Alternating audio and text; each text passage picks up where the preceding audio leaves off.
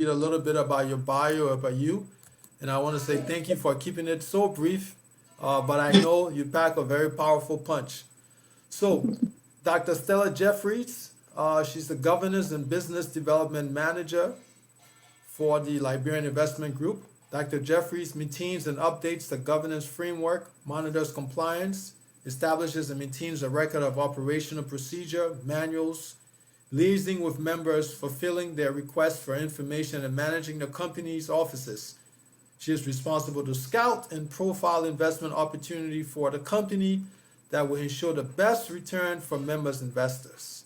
Then I have Miss Patrice Williams Johnson, Communication Manager. The Communication Manager is responsible for developing, updating, and monitoring the company's communication policies, website, networking, and electronic WhatsApp accounts, as well as recommending new ways for the company to communicate with its members, partners, the general public, and other respective entities. The Communication Manager schedules and sends out communication to the members on meeting agenda minutes for the meeting, calls, or events. The Communication Manager will track and communicate relevant dates and documents from the local and federal government pertaining to the company status. And last, we have Langley Nyao Kylan, born to the union of Dr. David Kylan and Miss Helen Wanu, deceased. Date of birth, September 24th, 1971. He's a professor. His profession, he's an educator, lawyer, economist, membership organization, World Scout Organization, World Justice Forum, fellow International Labor Organization, and the Liberian Bar Association. So with that being said, ladies and gentlemen, we want to welcome our panelists, and we do have a few questions we were asked to kind of get this thing started. And for that, I'm going to pass it on to Jimmy Eastman so that we get to know our candidates, our panelists a little bit more. And we also ask if you're on as a panelist, don't feel shy. You can always mute if there's noise going on in the background. You can mute and you can unmute when you want to say something if you want to. So once again, welcome Focus on Liberia. Jimmy, to you, please.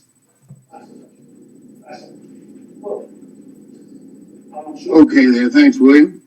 So now that we've got a brief bio into your organization and your individual background, the question comes: why? Why Liberia, and what is the connection? Okay, first of all, Liberia is our motherland. No matter where we go, what we do, we always return back to Liberia.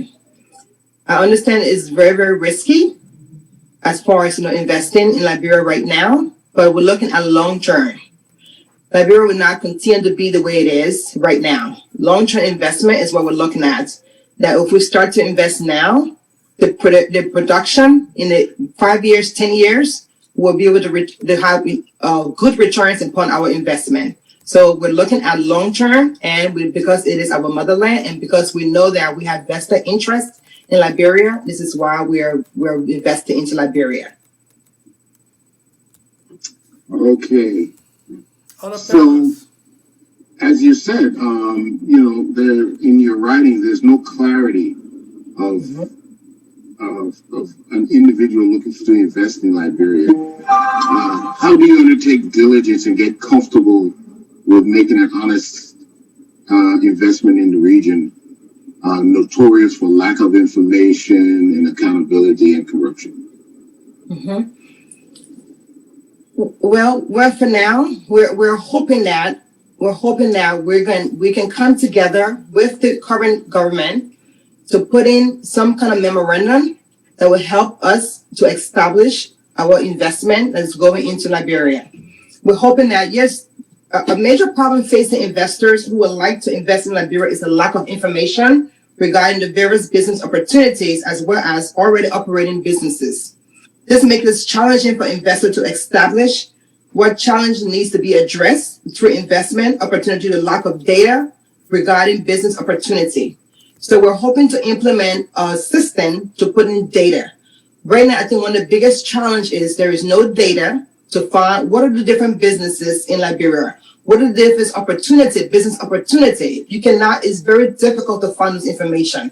So we want to put in some system in place, and I know Langley will also discuss it further. He and I talked about this earlier, that we're able to get this data so we can, because that's one of the biggest challenge right now. Well, you said a magic word because I've been now going to data science personally. I can see the magic you're trying to drum up here. But you know, Liberia's different. Liberians are different. And sometimes the reception to people from the diaspora is sometimes cold. What is your leadership style, and how do you plan to get a berth in with the people in Liberia? Okay, my leadership style is I'm a pace setter. I'm a pace setter where I set the pace and I lead by example. I walk the talk. So because of that, it's easier for people to follow, and also for me to be able to lead by example. So I'm a pace setter. That's my leadership style. All right. So if you had to pick a CEO position, what company would you like to lead at the moment? Well, I would say the World Health Organization. Yes, I'm an investor, but I'm also a provider. I'm a doctor of nursing practice, and I have my clinic in Maryland and also in Washington, D.C. And because of that, patient care is very important to me. And I believe that going to work with the World Health Organization, to lead the World Health Organization into quite different research. You know, we just had this crisis with the coronavirus, and there's a lot of things that could have been done right. And I know as a healthcare provider, I'm able to make a change working with the World Health Organization. That is not only am I an investor, but I'm also a provider, and that is what I'm driving for. Thank you. That is excellent. Let me ask Patrice. I know you've been there with a beautiful smile, but tell us something. I mean, if what company CEO, if you had to be a CEO, what a company would you pick, or what organization? Yes. So right now, I'm an entrepreneur and an investor. I was born and raised in the United States. Okay. And I had the opportunity a couple years ago to visit Liberia. So when you ask me what company I would want to be CEO, it will be of my own companies and this company. Okay. Here in the U.S., I am business owner, focus on affordable housing and revitalization of a community here. My focus is in Detroit, Michigan. Detroit, Michigan got really hurt several years ago, and kind of reminds me of Liberia. There is a lot of work to be done, and trying to get in there and to build. That is my desire in Liberia as well. Okay. But also have other business. Also focus on financial education and helping others to invest. Okay. A lot of our community, they don't really do a lot of investing, but if you want to be able to survive and have wealth for your family, you have to start now. So teaching others how to invest. And also, I have a 19-year-old daughter, and I wanted to teach her to be an entrepreneur and how to invest. So with her area of interest, she's interested in animal care. Okay. So we have a dog boarding business. And this helps the community too in caring for animals. So, okay, excellent. Thank you, Langley. I know you're on mute, so I will ask you to unmute yourself. And the question for you is, if you had a chance to be a CEO of any company in the world, which company would you pick? No, I mostly a facilitator of my background from the Chamber of Commerce. Okay. I see I create opportunity between the investors and the community, all right, for short and long term. Okay. What do I mean? I'm more into the human capital, profit sharing, and turning investment for short and long term. Okay. And I would like to briefly change the mindset. I didn't like the narrator in the initial stage. Liberia has challenges, but there are a lot of opportunities. I come from a background, I mentored Liberia with Mauritius, all right? Mauritius is the #1 economically developed country in Africa as compared to any Western country. This is an island nation that is on tourism. Right. Unlike Liberia, we have a lot of natural resources. What lacks Liberia now is human capital. Human capital in every direction. Even those are who professionals. We need to build our skill set in the West to be able to compete. The mindset, we have to have a different narrative. When we're talking about investment in Liberia, investing into ourselves. All right? Not looking up. Investment is not charity, it's not handout. I hear most of Liberians, we want for investor to come in the country, we want for investor to come in the country. Let's take, for example, look at red light. Everybody brings the crops from the interior, it comes to red light, it turns ratchet. We should be thinking about having a processing plant to add value to our goods and services. For example, we shouldn't be just exporting latex. Well, Mr. We can Levy, take I'm in agreement, and we're going to get to that part because I know you have a lot of fire behind you, and this is something that you're passionate about. But just before you get there, please tell me what a company, if you had to be a CEO or like a I run a company. I run an educational company in Liberia. All right, it's probably not for profit. I run a not for profit educational program in Liberia called Boto Deseret International. You can Google it. The website. I'm into education. I'm into human capital development. Okay. Specifically into early childhood development and technical education. What is the name? Boto is BORTO. Deseret DESERET. International. So You can Boto Google. You Deseret see the high profile in education. No, All right. I am in agreement. So if you had you in your CEO dream job, we were doing a water cooler question, just saying of all the companies worldwide, what would you, if you had to pick one to be CEO? My specific is human capital development. Okay. Human capital. I'm into education, human capital development, and maybe later on specializing in medical jurisprudence. Okay. Dealing with legal activities with the hospital, medication, and drugs company. But my initial passion is human capital, with human resource. We need to develop it. That's the major problem, one of the critical problems in Liberia. Okay, human capital. You have expressed a very consistent view by a lot of our panelists and viewers and from past shows, including Jimmy, who has spoken at length about the human capital development. Jimmy, I'll pass it on to you for some of the other. Okay, yeah. So your point is well taken, Mr. Kialian. But here's the question. We have a demographic in Liberia. We have about 60% of our population is under the age of 40. Now that is a lot of potential human capital. Now, how do we transform? Because basically, when you say human capital development, what do you mean? Let me allow you to explain it. When we're talking about human capital, we're looking at the formal and non-formal sector. Formal takes consideration education, elementary, early childhood, high school, vocational, to tertiary education. Then you have the non-formal education, what we call the Yana boys, all right, the street walker and things like that. Now, what we need to do is we have to have all of them move on the same pace. Let's say, for example, the guy who brushing the shoes on Broad Street, polishing shoes. We need to develop a means that the guy kind of be sophisticated in shining a shoe like how people do on the airport. In the next 4 or 5 years, that the guy grows into a business and create wealth. All right? Then you go to the formal side. We must have our education to meet the needs of the Liberian society. What do I mean? It's saddening that our university's graduate cannot make like a junior or very good middle school student in the United States. You should be able to write and read and understand some basic things. But if I tell you, panelists, the reality there in Liberia, our intelligence, our people who got it coming from our schools did not, if I be very, very, I don't want to discount Liberia, is not 10%. All right? That's very critical. And that focus has to take consideration of the public-private partnership.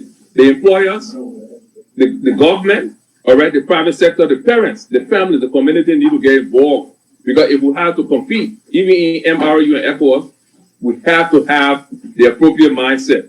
If the mindset, the human capital is not built, it's not possible. So those critical things at the grassroots, we need to make the maximum use of it, that we see how we can improve in the short term for the 5 years and the next 5 to 10, 20 years. Okay, so we got you. So one of the things we need to do is give our population more tools to develop themselves, to address the industries that we're trying to develop, and that takes time, and that takes amount of resources.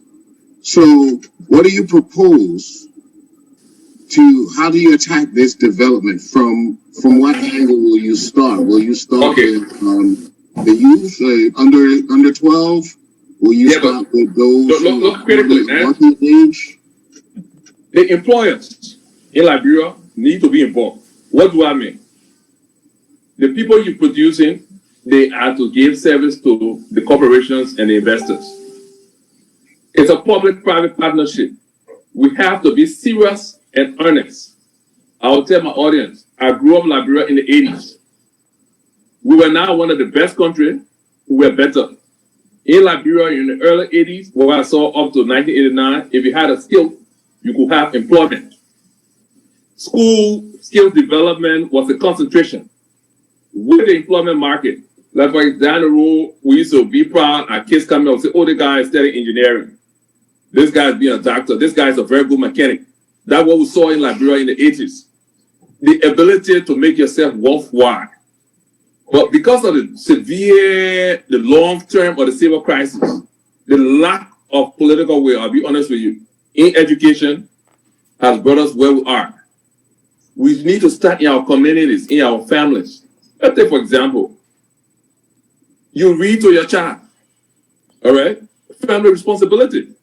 It's like you see most of Liberian parents, which is very critical. They are single parents having children at the age of 16, 17. Illiterate people having children. That's a continual long generation of illiteracy. We need to make it attractive. School human capital. It needs to start within us. All right? That motivation will take the lead. Then the Liberian government, all right, takes the crown or gets some people immediately. For example, we used to have what it used to have called the normal prior to the civil crisis, the cadet program. Where, for example, the child is in 10 or 11th grade and has a desire of doing maybe a specific area, that child will have to be in some public institution, some ministry, learning it from the cadet level. Oh, shucks, man, my sister, man. No, I can hear you. I can hear you. Keep talking. Yeah. Keep talking. Yeah, cadet. Yeah. You start from the cadet level, you need to grow into it, you need to have a passion. Let me take you, what hurts me? Look at JFK. When I was a child in the early 80s, I go to that place, I used to see the waterfall. Just from the psychological look up of JFK, I used to get well. Should we depend on other people to come and do that for us? Liberia had casualties of doctors in the 80s. We didn't complain. So what I'm just interested to develop that drive that we had in the 80s, start with it and build up to the 200. I mean to the 21st or 22nd century. Nobody can do it for us. And we need to avoid the dependency syndrome. Every time you hear people donut. It's about what it's like your own home. If you can organize your own, I can subsidize my toddlers, my daughter education. My daughters are in Liberia. I read with them every day on social media. I had to read with them because I need to know the pace of the education, the level in which they think. Critical. I don't second guess it as a parent. I don't second guess it, so I follow up technically. So we need to develop that technical know-how. It's going to be difficult. There will be obstacles. There will be challenges. Let me defer this to Dr. Jeffries, because you did mention employment. We have a high rate of unemployment now. 90%. Most of the people don't even have jobs. So, Dr. Jeffries, you're in the health industry. Mm-hmm. Does not health have something to do with the development of human capital? What's your take on this? Well, definitely. The healthcare system, the entire healthcare sector in Liberia needs to be revamped. And we need to, regardless, I think that, we the Liberians in the diaspora, We have the education, we have the doctorate degrees, we have nurses so Liberians in the US, in the UK, and other developing countries can do a lot in assisting the Liberian government to eradicate some of the hurdles of doing business in the healthcare sector and any other sector. Okay, there's a lot that we can learn from developed countries. Okay, and translate the same into the developing Liberia.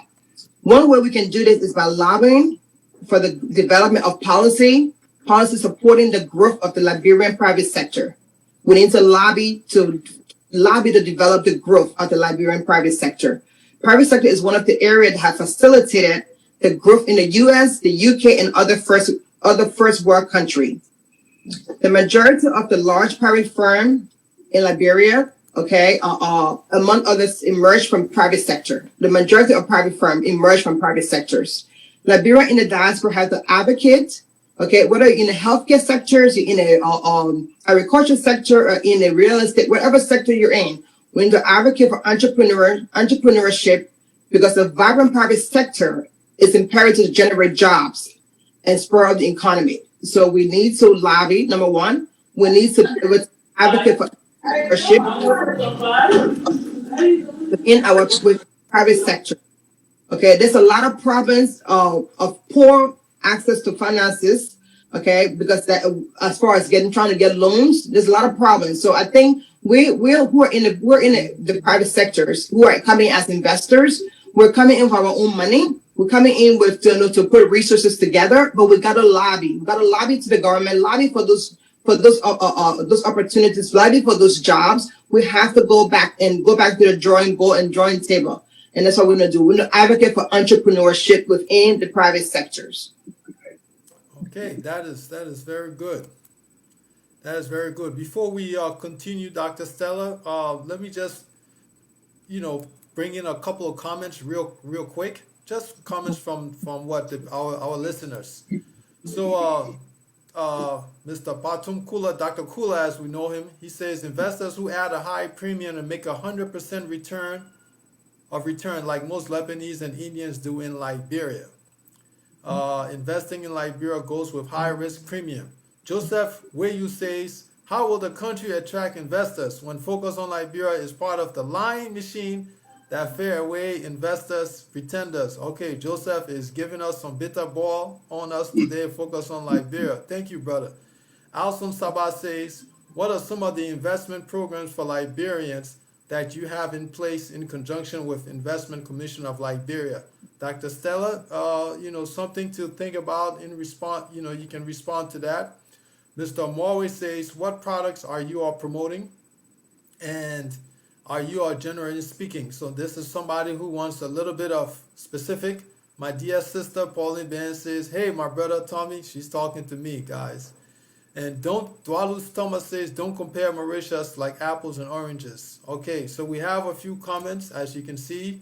Dr. Stella, this topic you're talking about is something that people want to know a little bit more. So the gentleman mentioned, are you in connection, collaboration, talking, lobbying with the Investment Commission? And you seem to have on one side the government side, but also it seems like you are passionate that you're not waiting for the government to fund you. So take a stab at that question, Dr. Stella, and then right. I'll help out through. Yeah, one right. second. Okay. So we yes, definitely we're non-governmental. We're not waiting for the government at all to help us. Okay, we're coming in from the private sectors within the diaspora, and even within Liberia, the private sectors in Liberia.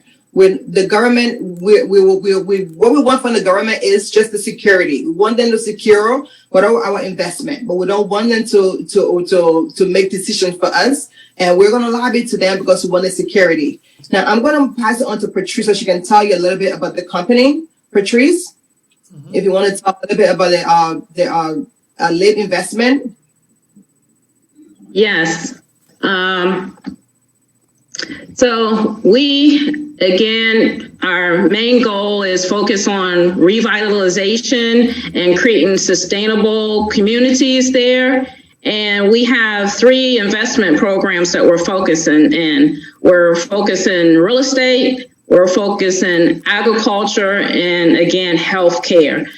These are the three areas that our group so far have identified that we want investors to put money in. And investors can put money in one of the areas, or they can put money in all three of the areas. We feel that these three areas are very important. Right now, in the area of real estate, we have been able to secure a property that we're looking to rehab this property and create it so that it's like an Airbnb. So when we have folks that are visiting Liberia, they have a place there. And, to do that, we'll hire people in Liberia. So that's creating employment. And it's also giving the people who visit a safe place to stay.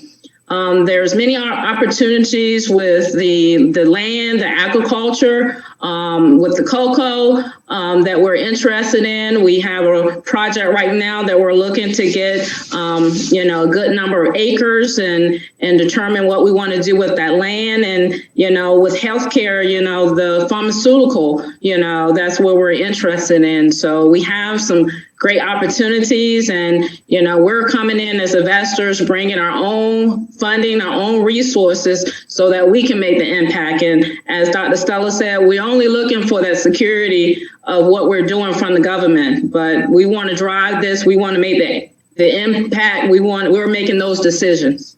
Okay, thank you. Very good. That you Langley, mentioned the security. Jimmy, I think that Langley wanted to chime in. Let me unmute him. Mr. Langley, I got you on mute. 1 second, let me unmute you. And you'll be able to say something, okay? Sorry. Okay. Mr. Langley, you're now unmuted. Please go ahead, sir. All right, Mr. Sorry, King, Jimmy. Yeah. the panelists and everybody, this is a serious business. Yeah. The fellow all talking about me comparing Mauritius with Apple. Yeah. I'm not here for joke, all right? We are discussing national issue. I worked prior to come to the States with the Chamber of Commerce in post-war recovery Liberia. We were fortunate to be accepted with the World Trade Organization, the African Growth and Opportunity Act. This is not politics or derogatory talk. We're talking about the short and long-term development of Liberia. We are going to the investment to change our private sector around to get our people to have good standard of living, improve healthcare, sanitation, better their lives, make us to have a better lifelong span. It's not a joke we're doing. And we are on the record for that. We don't want to come and show our professional background because we are boasting. All right? We don't want to be boasting. This is a serious investment opportunity to transform our country. It's a very serious thing. We are so endowed and we're being idle. We're being negative. I will ask that most of the people listen to all, let it try to be positive. Probably they haven't traveled. They haven't had much experience. All right, and they don't know why people die in Liberia for preventable diseases. We can have a country where power-borne water should be the magic. We can have a country where people live without solar, without energy, without the rural roads being improved. It's abnormal in the 21st century. It's a serious thing we're looking at in Liberia. We're talking about transforming the country. We're not here to talk rhetoric. I just want to be clear on that part. We can go ahead, Mr. King. You can take the show. Thank you, Mr. Keelan. That is the reason we like it. Yeah, that is the reason too.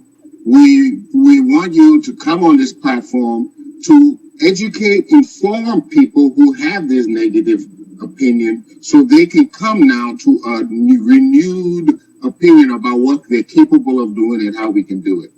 Ms. Johnson, you mentioned security and government. Also, Miss Dr. Jeffries, you said that. What criteria would, as in your opinion, would the government have to meet that will ensure your investors that Liberia is definitely the place to put their money? Sorry, 1 second. Ms. Johnson, you can go ahead, or Mr. Dr. Jeffries. I think you're muted, both of you.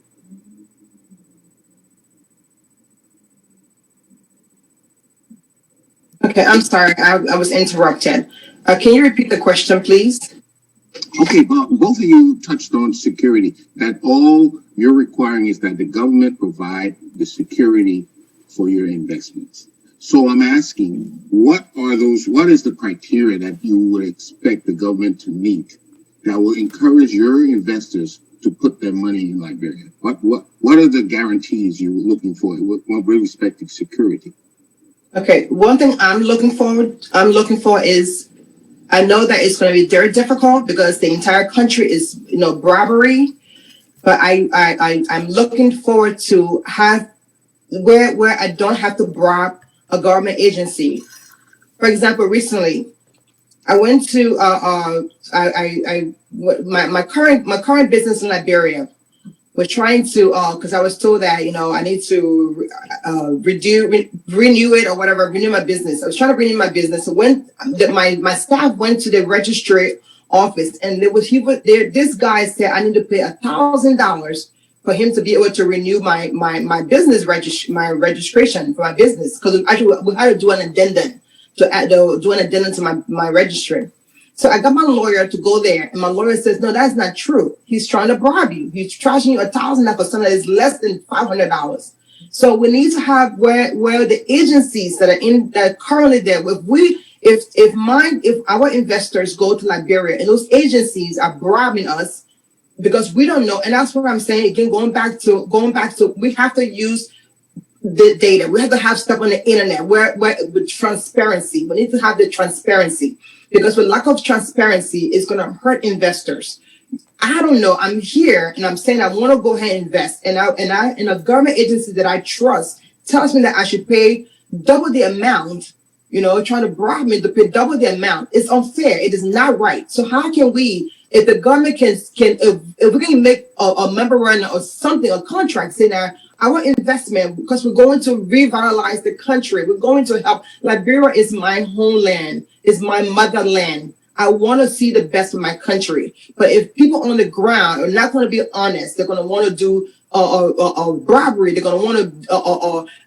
Recently, also, it's just the security of the facility. People breaking into your facility, people coming in. It's just a lot of things that needs to be done. So we need some kind of security from the government. I don't want to have the police and depend on the police officers, and they're the ones who are actually in cohorts with these people to try to steal from my property. It is wrong. There's so many breakdown in the system. A system needs to be put in place for the diaspora to come in to invest into the country.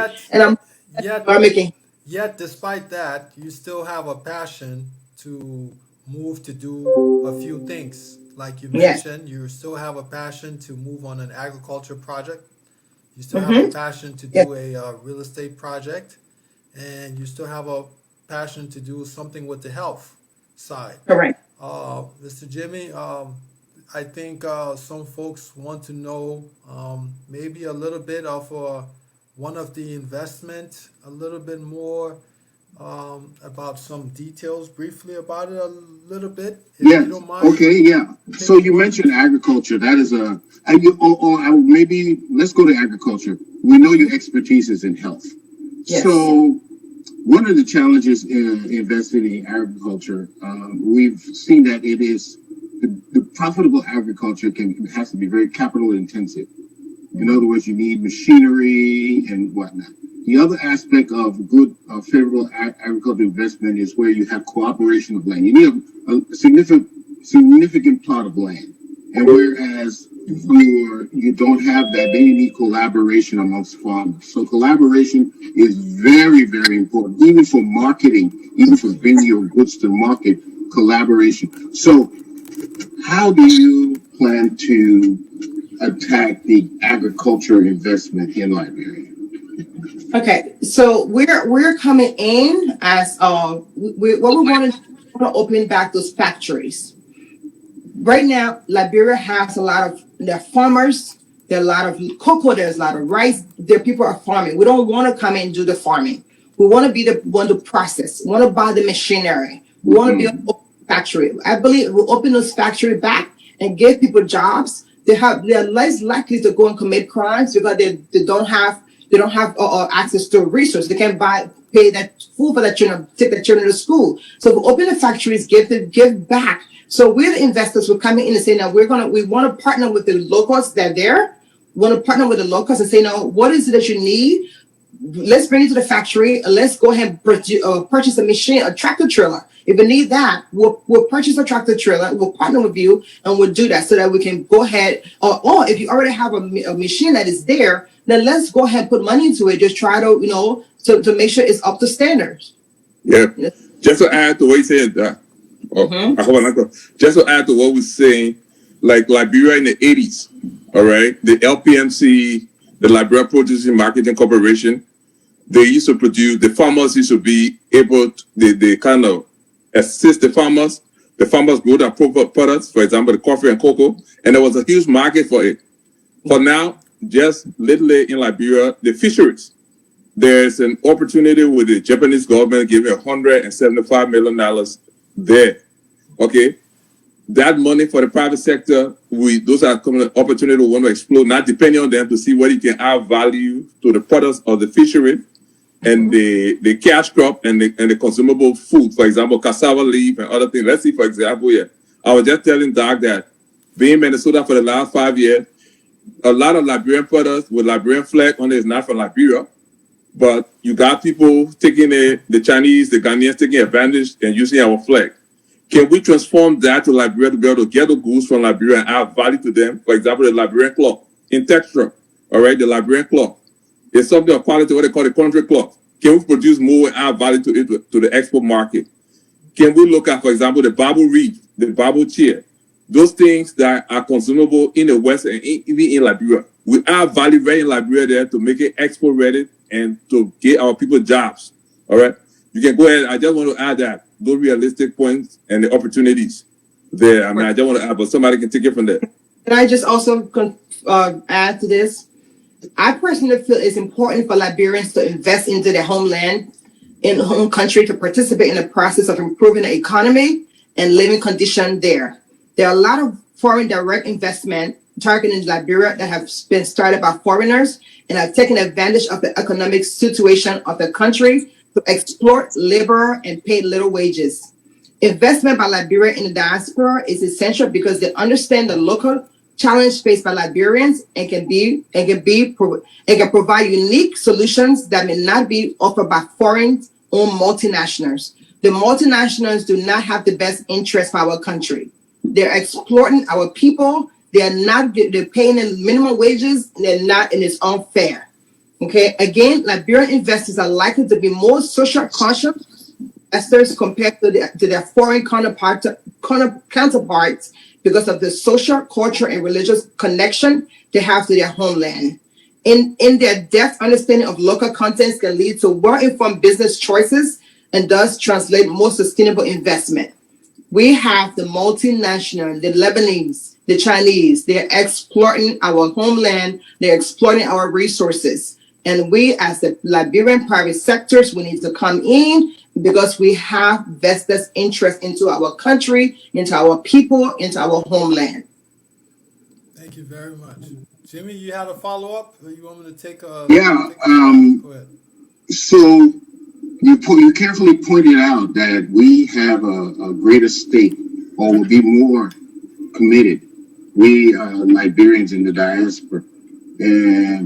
But then you also said that you expected certain conditions where in the ministries and the agencies that are responsible to facilitate investment in Liberia to be free of malpractice. Mm-hmm. But given the situation, it is what it is, as in other people. What do you do? How will you go about it now before we get to the point that people stop the malpractices? What will you do in the meantime? Okay, Doc, one of the things is that we're going to work with the legislature. I mean, being a lawyer put us at an advantage. We are going to be strict with the rules. Let's take, for example, the act that creates the Ministry of Commerce, all right?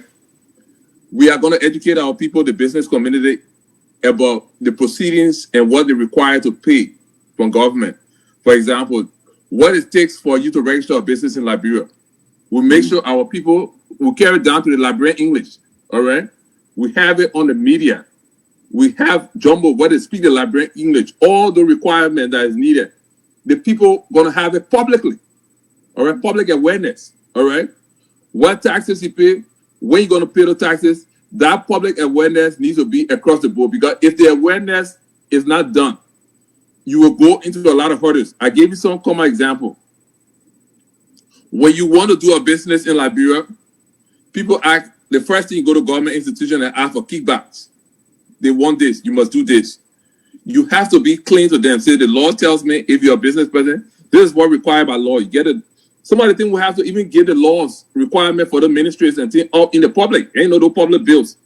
That the people be aware that this is what I'm supposed to pay. Because where there's illiteracy, there's the Freedom of Information Act. If it's not possible to colloquy for the people to know what is supposed to pay and what is supposed to do, there will always be a gap. We're not going to be perfect, but we'll try our best to make sure that we have this Freedom of Information Act in the Liberia colloquial, the grassroots level, the most possible way. The Freedom of Information Act, we'll try to act on that and make sure that we use the colloquial, through the dialects, to interpret what our people need to do. Because where there's ignorance, where there's lack of information, if people take advantage of it. All right? I want to be very realistic. So let's talk in our Liberian English. You bring your paper to the building, to the ministry, to the agency. They tell you, say, this is the government money to pay. Yes. You need the paper there, it doesn't get done. You come back the next day, it's not done. No. Nobody will say that where good governance come in. All right? Mm-hmm. We all connected. I got lawmakers. We're going to be serious about it. All right? We'll talk about the Economic Standing Committee in the legislature. If we find out later, for example, the Douala community, businesses find difficulty in Douala community, we're going to do research with the data. We're going to carry the facts to government. We're not going to operate on hearsay. There's nothing there hearsay. I want to do my Kasawali business. I want to register the Ministry of Commerce. The people can give me paper. All right? The person say I will pay $2,000 who would be dealing with facts and data. We're going to have information on the media. All right? Drum jingles on it. We're not joking about it. We have to minimize corruption in our country. That attitude, we have to work towards changing it. It starts from the community. So nobody going to say because he's sitting in the Ministry of Commerce and saying something, we agree. No. Government is by the people, of the people, and for the people. The civic society will be active, my brother. We're not talking about second guessing. We're going to relate what it is. We're not going to leave anything on to anybody. Your hand is on it. Okay. Oh, okay. Yes, sir. It's all right.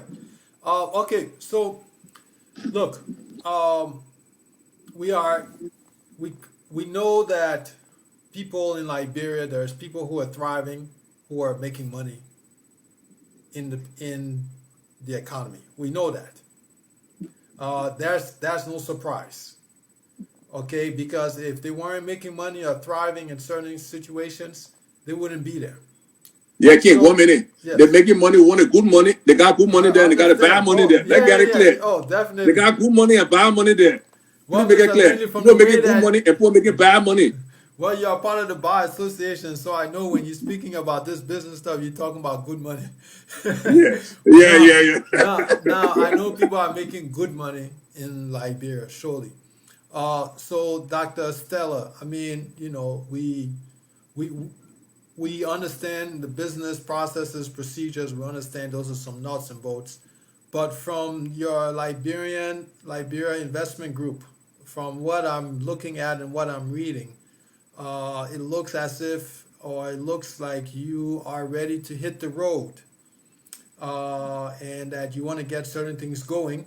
And it looks like you may just have one specific item or project or two that you're like, hey, you know what? If people want to come along, invest with you guys, they can. What does that process look like? If you can speak to us for the diaspora, if they say, hey, Dr. Stella, I'm giving you a call, what is that when they start asking questions? What does that look like? Give us a little bit of and unmute yourself. There you go. Okay. Good. All right. So first of all, we do have a telephone toll-free number, which is 1-855-894-9686. And you can also contact us through we have the Facebook page and also our website, which is libinvestments.com. And we will, if you don't mind posting that as well. Yes, I will So work on putting that up. Go ahead. right, Keep going. that's how we do have two partnership. We have the limited, when if a person comes from first they have to we're hoping that you as an investors coming in that you're able to set your own finances right before you come to us, because this is a legal entity. Okay, it is registered in the state of Maryland, so it's not a susu.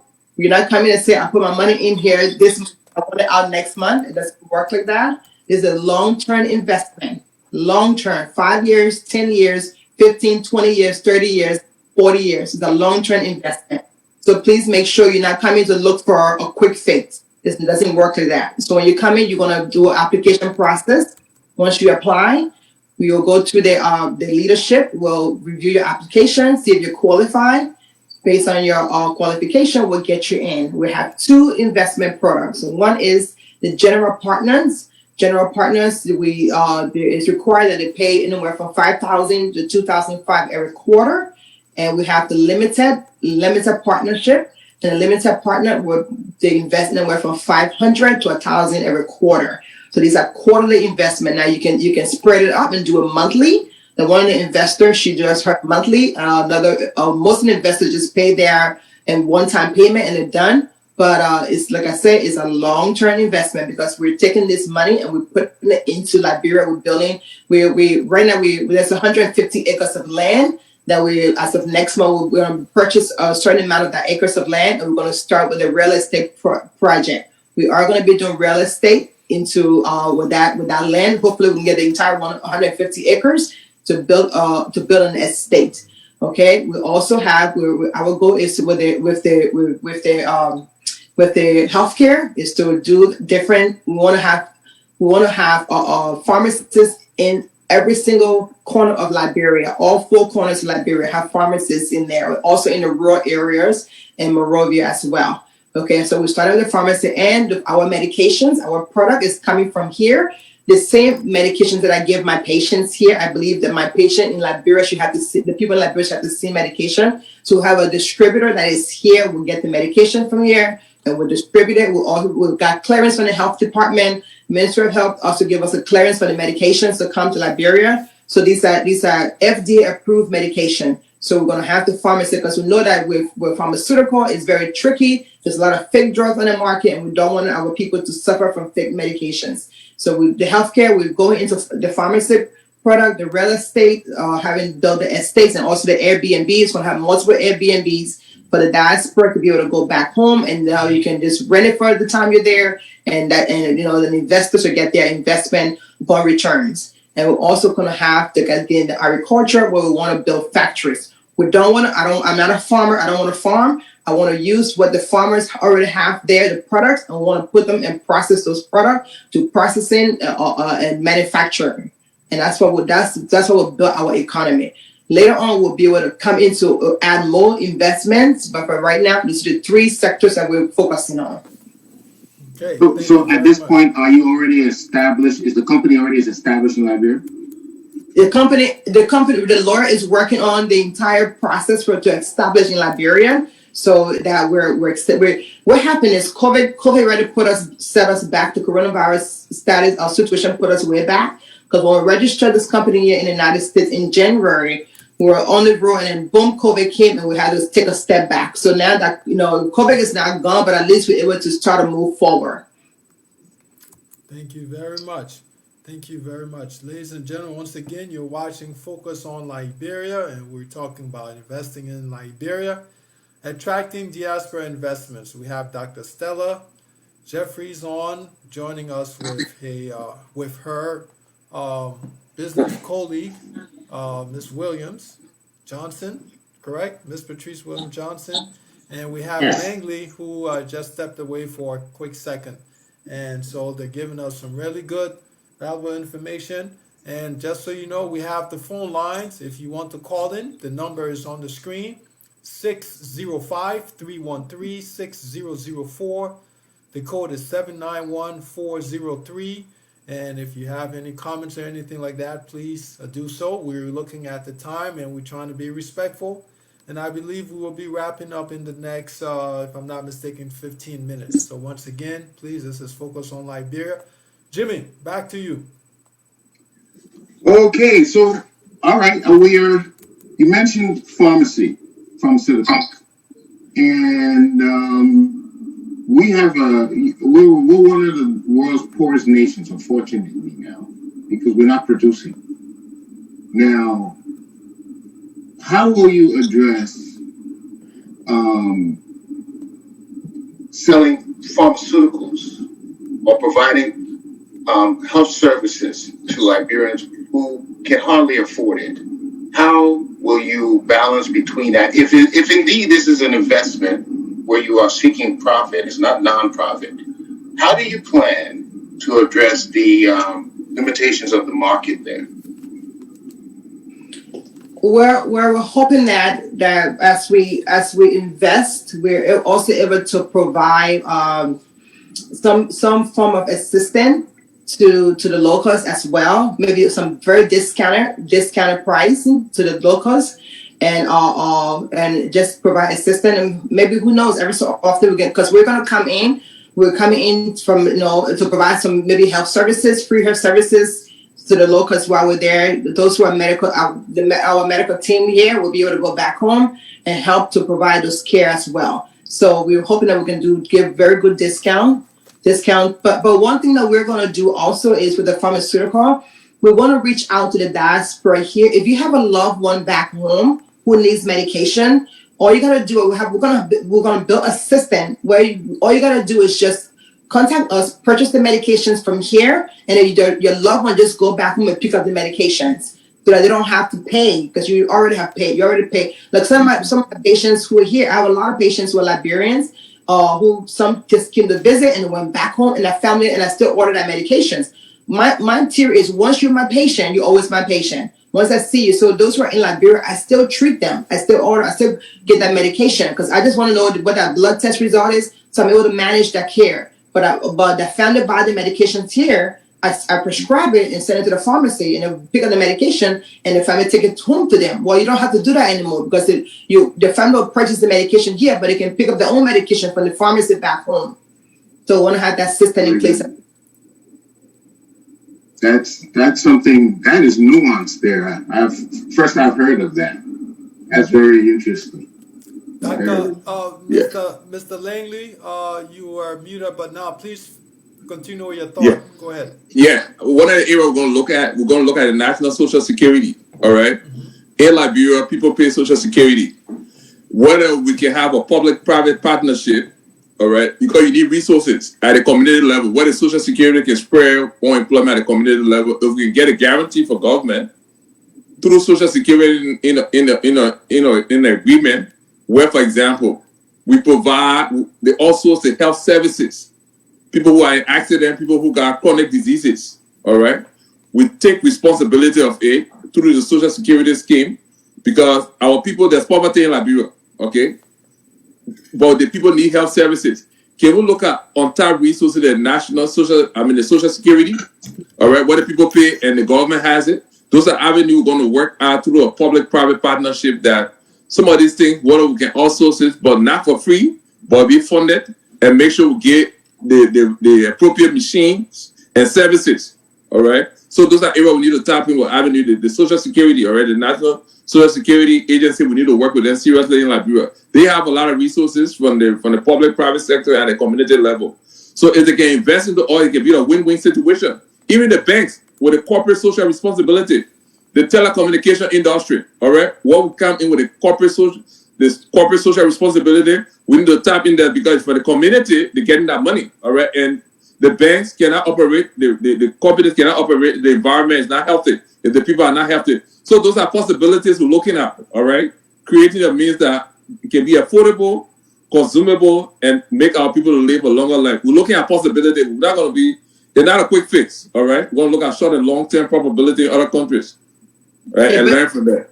Just to add to that, honestly, sustainable investment is usually secure and viable if there's a strong legal and judicial system we need our government, the legal system to be able to back us, because to resolve the curve of exploitation of workers, to be able to secure our properties, we need to be able to prevent the bribery. So to have sustainable investment, we need to have secure and viable or strong legal system to help us. And I'm so glad that Mr. Lenny is on board, because I know that we're going to get a lot of help from him. Okay, ladies and gentlemen, as you guys, they're no joke. This Liberian group, they're determined to move on despite the challenges. Let's go to some comments. Nellie Jones says, Liberians are not capable of doing any serious business, my dear, and that's the reason why outsiders will carry out businesses. Sam Waller says, please start this discussion with the status of recent Liberianization policy. None of this matters without implementation of that policy. And Alius V. Samba says, my brother, if you don't provide the kickbacks that they ask for, chances are they will deny you your own right. Fulakoli says, our problem in Liberia is ourselves. We as Liberians are not honest and doesn't respect the rule of law. And Sam Wallace says, if you want the audience to be positive, explain to them what you're going to do, which we've done. That was from the past. We've gone over that. How you're going to do it and what's the expected outcome. I think, Dr. Stella, you said that. This is a long-term investment. People need to come along for the journey, right? And that those are some of the things you're looking to get into. So that's some of the comments we have from some of our viewers and listeners.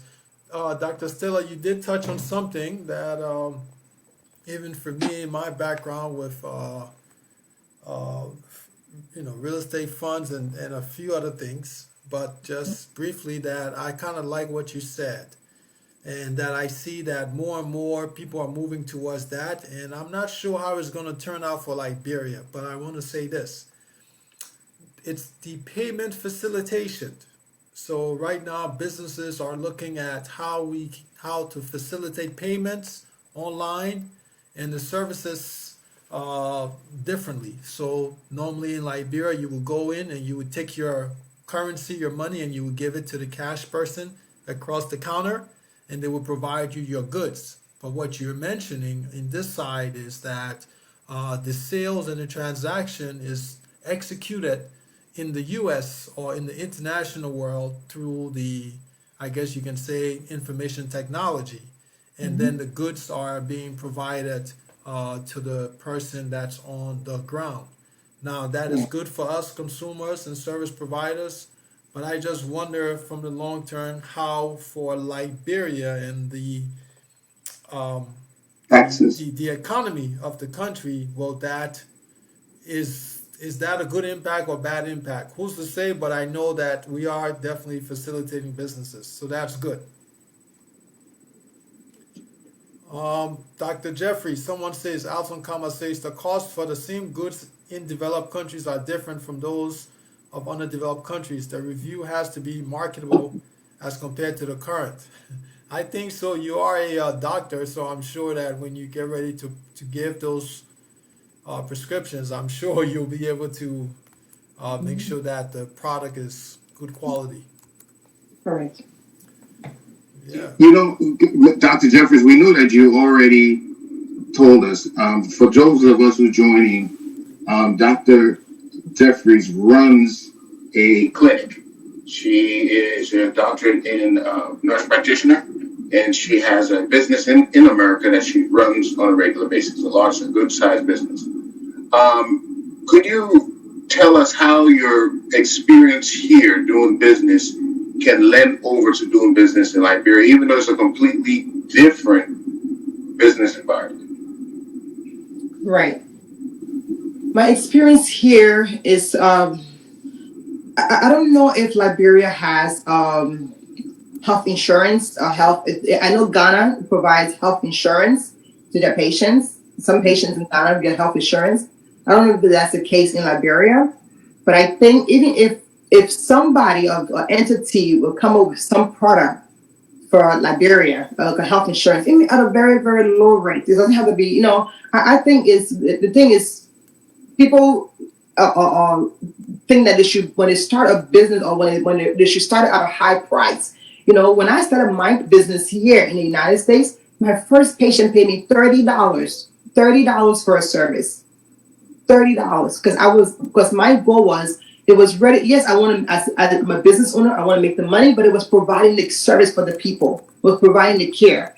So if we go with that mindset that we're coming to Liberia as investors, we're gonna, but especially in the healthcare sector, what are the customer service? No, we need to provide customer service first to these people, and we're going to be able to provide the care. Eventually, when it comes to business, you scale up, and we're going to eventually scale up. But coming in, the practice that I want to put is the same practice that I did here. Now I get a large amount of payment from my insurance company. But I first started on and I do have patient who pays cash pay out of pocket, but I give patient at a discounted rate. So that is the mindset we're going to try to also bring in Liberia. Hopefully, eventually there will be health insurance there that we can put in place for the people who, like somebody mentioned, or I think Brother William mentioned, people in Liberia have money. There are people there who have money. They just want to be able to have services. So maybe we can create a healthcare system or health insurance system in Liberia. If it's been done in Ghana, why can't it be done in Liberia? For those people who say, no, I will pay my health insurance. And if they do have it there, forgive me. I don't have the data to know that it is there. I don't have any information. So I'm just saying, based on what I know, that it's not there. There's people who want to say, I can pay my own health insurance and I want to get the services from that. So those are things that need to come in place. And for me, that's how I started my company here. I have a very lucrative, vibrant company. By God's grace, I do have a company here, a clinic that is run. It's seen over 3,000 patients in my practice. And I want to be able to take that same mindset, that same attitude, that same patient care, that compassionate customer service. And that's one that's lacking in Liberia. There's no customer service. We need to train, we need to educate on customer service, basic customer service first. And we go up the ladder on everything else. Thank you. So one more thing, I'm sorry. Go ahead. We cannot continue to say that it cannot be done in Liberia. We cannot continue to say that. We have to change that narrative. I think the only people who do that, those are the lazy people who don't want to do the work and want to just talk politics. Forget about politics. Our economy is crumbling. Our country is the eighth poorest country, and all we do is politics. Well, I don't want to be a politician. I want to help my country. And unless we get away from the politics, everybody's a politician. When I turn on the news, Liberia is all about politics. There's no investment. I'm like, come on, let's rebuild the country. Forget about the politics. Yeah. So, thank you. William, we're being asked to pin the URL for their website. Our viewers are trying to look them up right now. Yes, we will definitely do that. Let's see if we can get a caller. We have a caller, so let me see if I can get this thing going. Okay, hold on 1 second. Okay, 1 second. Okay, Mr. Moyu.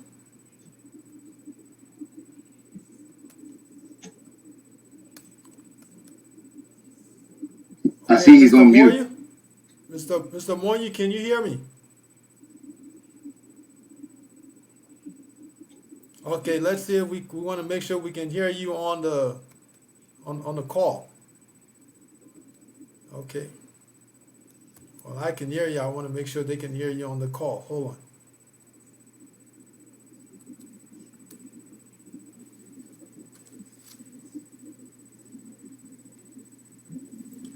Muted. Okay, Mr. Joe, can you speak?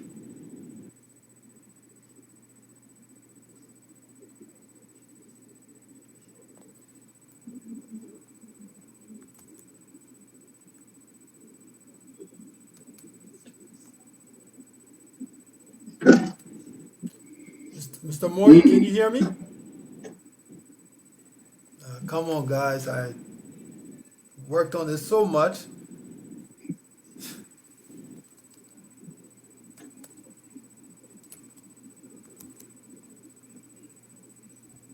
Okay, he's unmuted and everything. Mr. Moore, can you hear me?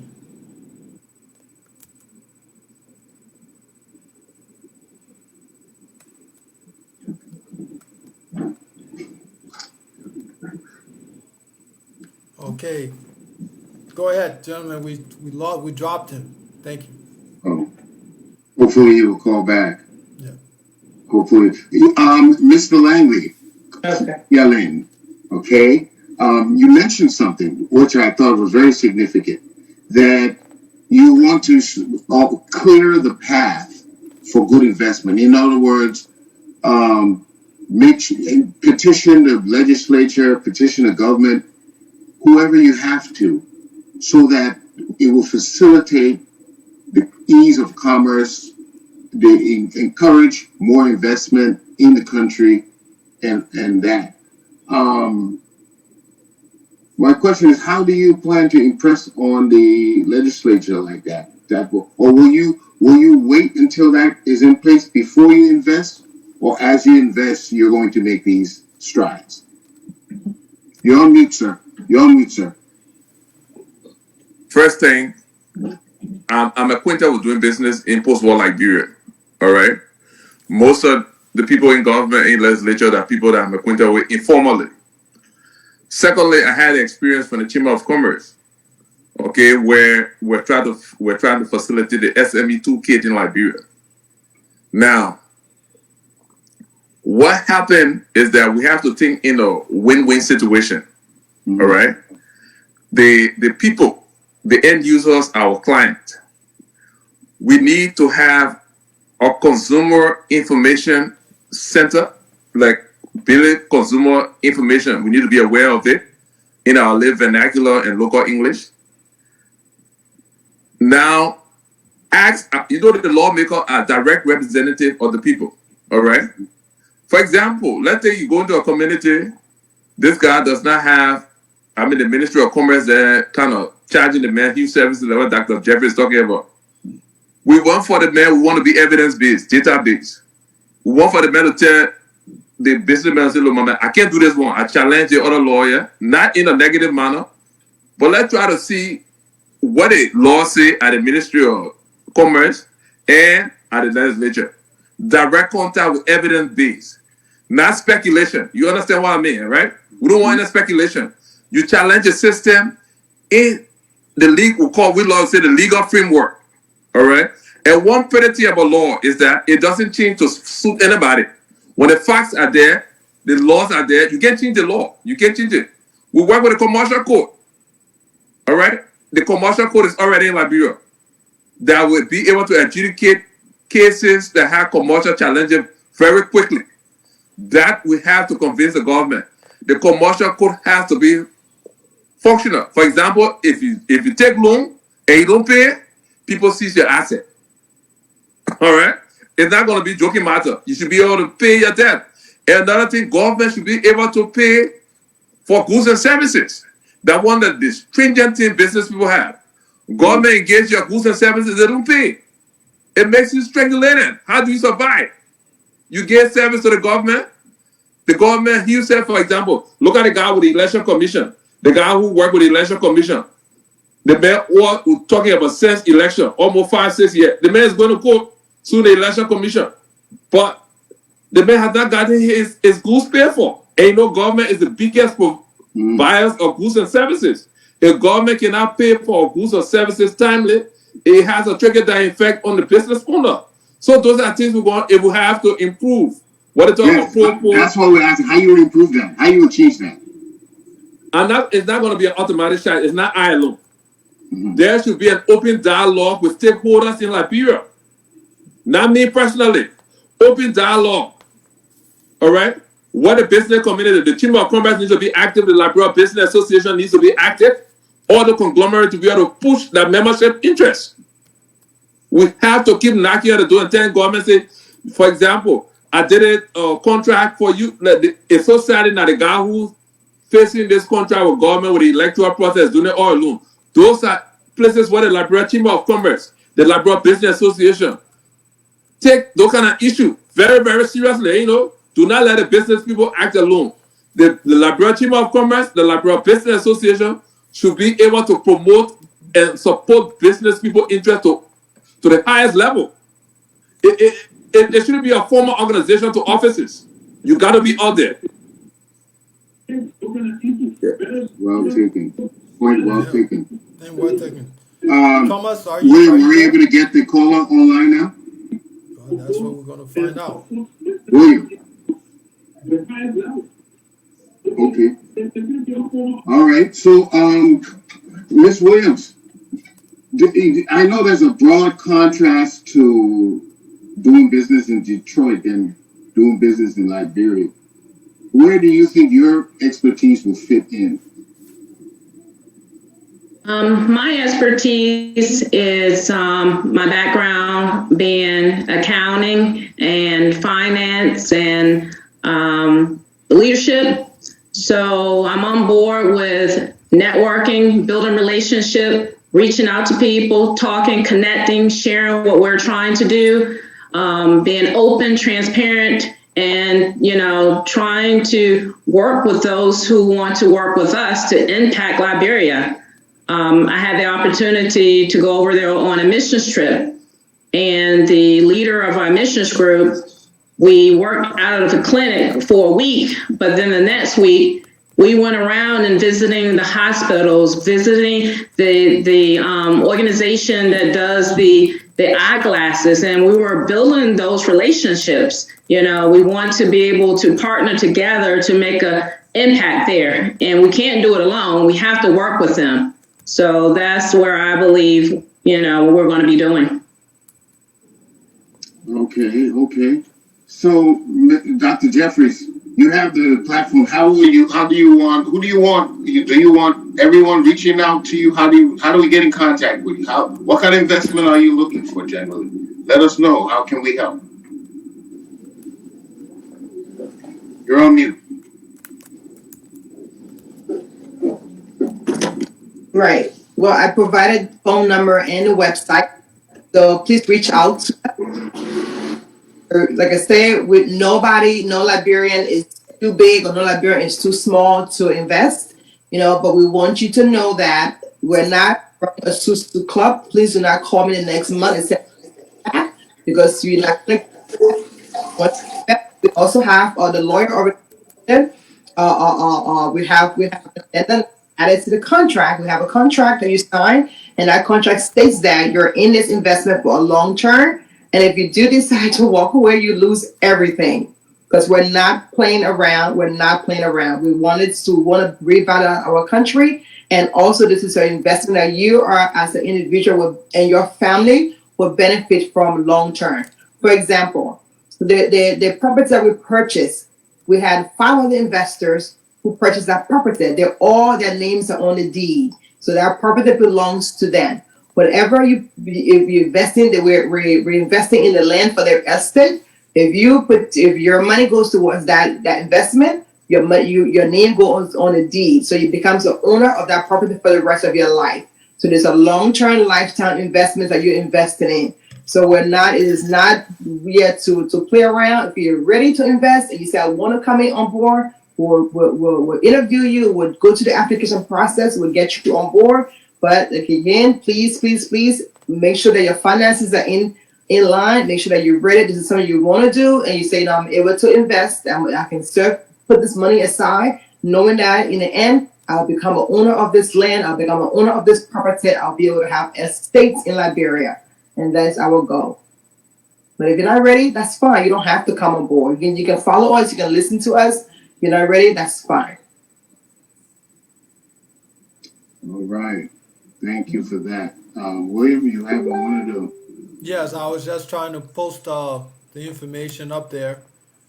And so to our callers, I know, once again, I know Dr. Stella, you had the same thing last week with this conference call thing. We had 2 callers. I apologize. We couldn't get this thing to just work as smooth like we wanted to. I know you wanted to add some comments and so forth, but we'll get it fixed. And once again, we apologize. If you have questions, please, that you want to direct to those to the panelists, the information will be there. They're on Facebook, and you have their contact. They're going to be responding to you. Closing remarks. So we want to, right, Jimmy? We want to move this to closing remarks and give you your Saturdays back. So we'll start with you, Ms. Patrice. Any closing remarks, and then from there we'll go to Mr. Langley if he's back on. Thank you so much. I'm excited about our company. I'm excited about all the different areas that we want to do in Liberia and that we are doing. I'm excited that we are going to make an impact. Real estate, agriculture, and healthcare. Those are, the areas that are most needed. And, we want to change Liberia. We want to make an impact. We have to start somewhere. So those, our community need to transform the mindset. We have to think different than how we've thought in the past. We have to change in order to build transgenerational wealth and to make an impact and revitalize our communities. It starts with groups like this. It starts with companies. What we're doing, we have to make a change. It starts with us, and you have to make that decision. And we want to leave this from generation and generations. That's how we as a community should be operating, a whole different mindset. So I'm excited, and I'm looking forward to all the projects. I'm looking for those who are ready to invest for the long term to come on board and work with us to accomplish this. Thank you. Thank you very much. Mr. Langley, go ahead, please. Closing remarks, closing thoughts, just unmute yourself. That's all.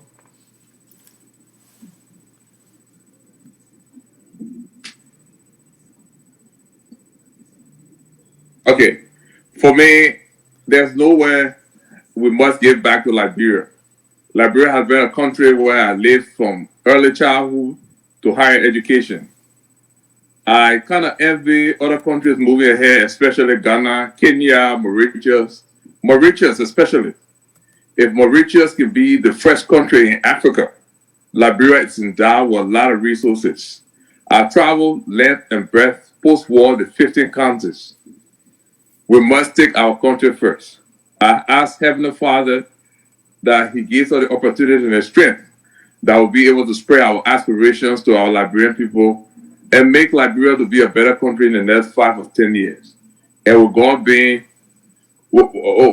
our rights to prove, we will all prevail. Our national anthem always tells us that. So I'm passionately and we ask God to give us the energy and strength to do what we can do for our country.